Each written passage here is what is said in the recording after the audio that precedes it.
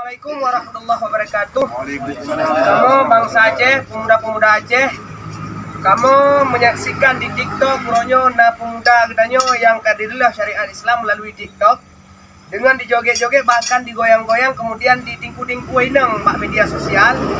Nyo kamu harap kepada pihak pemerintah Banda Aceh yang negala menyaksikan videonya untuk segera proses atau nyo kamu pasukan dan bahkan ramai delik kamu alam akan kamu proses jika pemerintah tidak melanjuti untuk proses urinang-urinangnya dan bahkan itu akan kamu gabung video sinangnya dengan video klarifikasi kamu nyo.